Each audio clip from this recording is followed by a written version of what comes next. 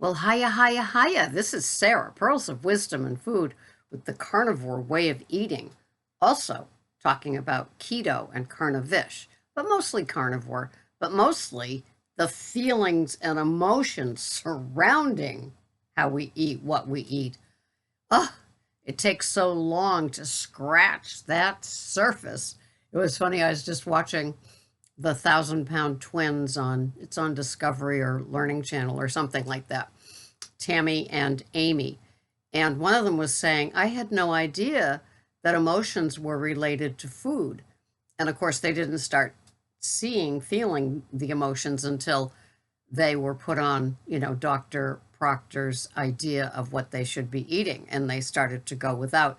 But it is funny, of course, I always equated emotions with food. I feel hungry. Isn't that an emotion? Oh boy. I was so emotionally disabled by food, but it was always there, and it was always the salve, the ointment, the thing that made it all better, right? I was just thinking this morning, oh, hello, my pickles, my snowflakes, my turtles, my no matter what club members, and my favorite, the Goldilocks. I love being a Goldilocks. Are you a Goldilocks? Do you have your cuppa? I got my cuppa. Well, I've had one, and I got a little bit more in my little Ninja Bullet container. Yum, yum. Lightning blend from VitaCup. But I've been enjoying my Dave Asprey Bulletproof coffees, the Mentalist and French Kick, that when I cycle through the VitaCups that I have left, I probably won't be buying them the way that I was buying them before. Supposedly they're infused with a bunch of B vitamins, but supposedly the steak or beef that I eat every day is infused with a lot of B vitamins too. So anyway, I think that's a big source of my energy that I love. Yep, I got that with me. So anyway, but I do like my coffee, and I do know it has oxalates in it, and it's my guilty pleasure in my carnivore way of eating. And I'm not working on getting rid of it. It could happen one day, but it's not going. It's not going to be today. I will still enjoy my coffee. But anyway, I was thinking, always a dangerous thing, right? About hunger versus the food addict pushing, and how I never knew the difference ever. I never knew true hunger. I would hear my stomach growl and feel that the only remedy would be to feed it something. Um, and that was, of course, before OMAD. I do one meal a day. I have for years. It's all Mike from Carnomad's fault. Most of the good habits that I have collected along the way of my keto to carnivore have been Mike doing them. He began doing carnivore probably 14 to 18 months before I did. And it was like, yeah, yeah, yeah. And I respected it and thought it was great and listened to him talk about how he had his, plate full of different meats or fowl at the end of the day, and how it worked for him, and he didn't weigh and measure. And, I'm still weighing and I'm still measuring and I'm still, having the veg. And slowly I tapered on the veggies. And oftentimes here we talk about our just our are they addictions? I don't know, our choices, the better bad choices we have, the foods that we continue to have, the beverages that we might continue to have, and how we handle when we're ready, not because somebody else thinks we should, to give them up. And so for some people, and for some different same person, me, in giving up certain things, sometimes I use the Band-Aid theory. The either, cold turkey, rip it off and deal with it, girly, or the slow pulling of it until it's just gone. Uh, Especially like my Brussels sprouts. I I I used to have huge, big A salads. The A standard for ass. Salads every day. I would show you the bowls. They're this big. They're like bowls that you put fruit in on your fancy table if you had a dining room, right? Remember those days? Or maybe you still have them. I don't know. We live in this house, so there's, it's not like it's, photo opportunity ready. We live here, so there's evidence that we're here everywhere. So anyway, I used to have the big A salad and veg at every meal, and I think I was happy with 2 meals for about 5 years, and then I went to the OMAD. Never turned back. Always left open the option that I could have, two if I couldn't make it. And I found that going from 2 meals a day, at noon I'd have like eggs and cheese or eggs and sausage or eggs and bacon, and then at 3 I'd have the dinner type thing. And so I had that window of like 3 hours. And I just found that going to the OMAD really, really helped. It's all right there on that plate, and I love it that way. It just, I don't know, I was writing it out to somebody today, and I was thinking the visual versus the satiation in my belly when it all reaches there. And it seems to have, like in preparing, I now know how much is like my full in my stomach. And the Clean Plate Club member that I will always be, I've never left anything on my plate. So I don't give myself too much that I'll be, overeating. It happens. I don't know how. Because when I was first beginning this at low carb, high fat, to keto under 20, to Carnivore, everything was weighed and measured. The veggies were weighed and measured, the butter in the pan, the eggs, the ingredients in my coffee, which I still do measure on my kitchen scale.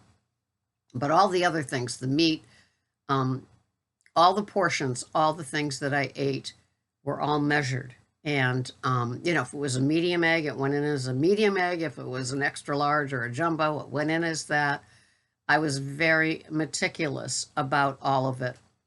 And it didn't make me crazy because it's what I knew and it was what worked.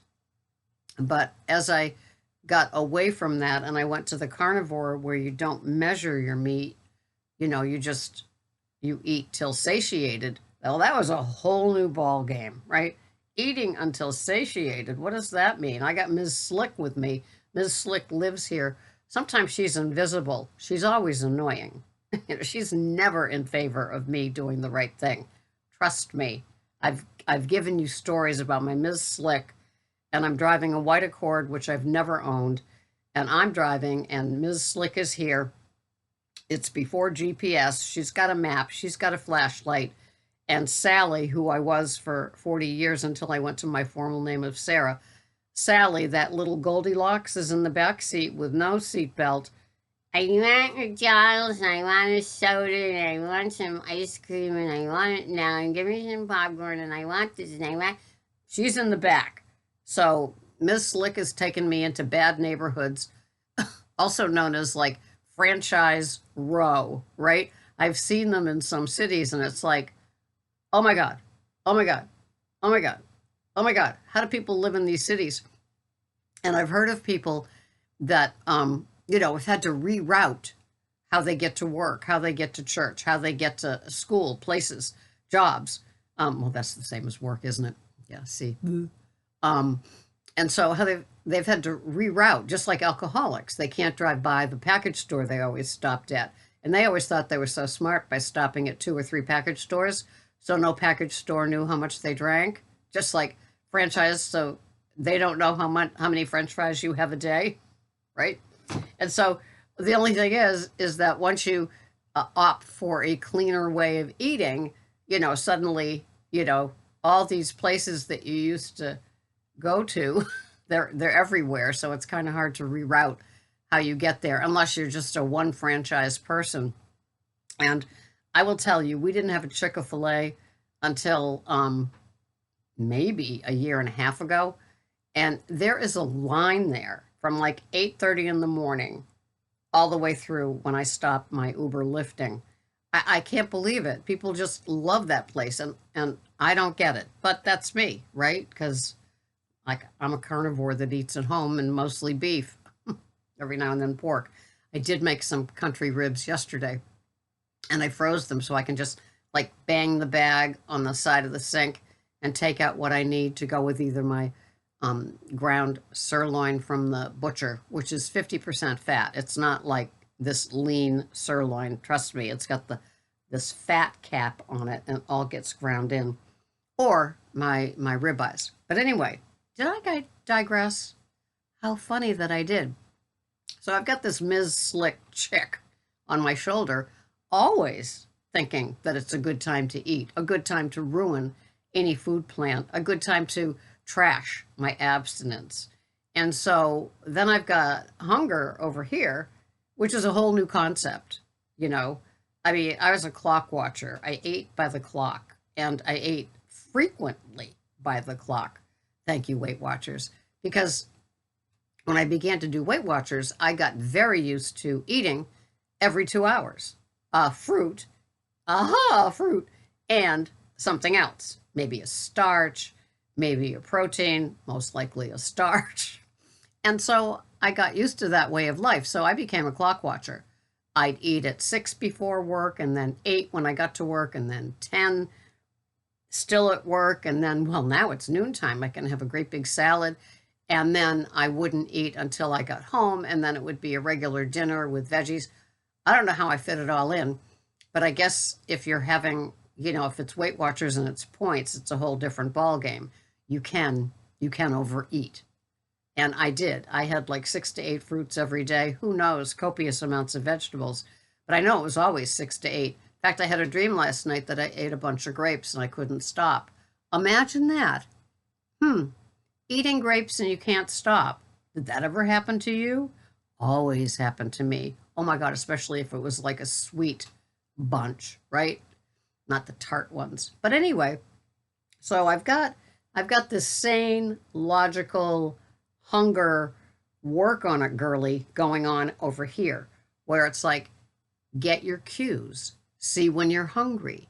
And it was like such a new concept. I mean, how did I, here I am in my own body for like 60, now I'm 69, but when I was starting to get this hunger concept, probably 65 or 66. And it's like, I don't even know what that means, because I always ate by the clock. I always ate in case of emergency, right? So here I am eating every 2 hours. Thank you, Weight Watchers, again. And so in case the meeting took too long and there wasn't any food there, in case I didn't get home to eat dinner or it was delayed 1 hour because of something that happened, in case, like I'd starve to get to death, poor little cupcake that I was, It's just so funny. And I used to think that way, it's like I'd go to a seminar to maintain my state license, and, it'd be like 110 miles away. And of course, I didn't know where I was going. And so it's like, I'd have to have this supply with me in my little, igloo thing or whatever that was, plate, that thermosy thing, the tiny thing that they carry hearts in or livers or something. And, in case like starvation was, it was going to be within the hour if I didn't have something. And what a wonderful thing carnivore is, because it's like that doesn't happen anymore.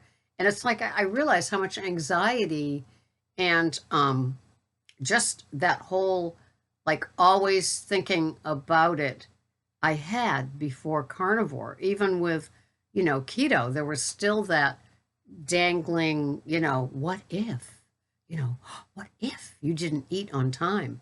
And with carnivore, I could eat at 1 in the afternoon, I could eat at 4 in the afternoon. And the only reason I don't like to eat later is because I go to bed early because of either my overnights at the police department or my Uber lifting, that I get up early so I can capture the morning rush. And so, like right now, it's 3 minutes to 4 a.m. And so it's just a whole different ballgame. I'm not necessarily eating then because I'm hungry, but I am hungry. But it's not this like voracious, stomach growling, hangry, don't look at me the wrong way type of thing. I'm okay. Even if I don't eat at exactly the same time. Usually it's between 2 and 3, and that suits me just fine. I'm not going to bed with a belly full of beef and having weird dreams like eating grapes like I did the other night, or being naked at the police department for my shift. That was another part of the dream. Odd, isn't it? So that's the carnivore thing, is that this is like, my little furnace is just quite happy, and I'm not dealing with it like I used to deal with it as low carb, high fat, or keto under 20 total. I'm not like waiting for that next shovelful of coal to like carry me. With the carnivore, I am being carried. And I suppose if I didn't even eat the rest or eat today, then I could even make it to the next day. What a nice concept. It's great when you have to give blood and you have to be fasting. I will tell you that. That used to be another panic thing. Oh, I can't eat for 11 hours. And it's like, it's so great to not have that feeling. I don't know if any of you felt that or not. So that whole hunger, nice, moderated, it's just fine, the mood is fine, the belly is fine, versus Ms. Slick, like, you think you're hungry, you need to have something. Go at least and have 4 cheese sticks to tide you over. Really? No, it doesn't have to happen that way. I know I'm soon going to have my salad-sized Fiesta plate, which happens to be flamingo right now. I think that's the color. Oh no, it's kind of a hot pinky one. I can't think of what it is. But anyway, I will soon have it. It will be filled with the meat that I love. It will carry me. I will be happy, purring almost. And that is like one of the best benefits of the carnivore diet. It ceases to rule my life, and I love it. Thank you so much for watching. This has been Sarah, Pearls of Wisdom and Food with carnivore without weighing and measuring. But I do have my plate, so that's kind of a measurement. Thanks so much for watching. I'll see you the next time. Bye-bye for now.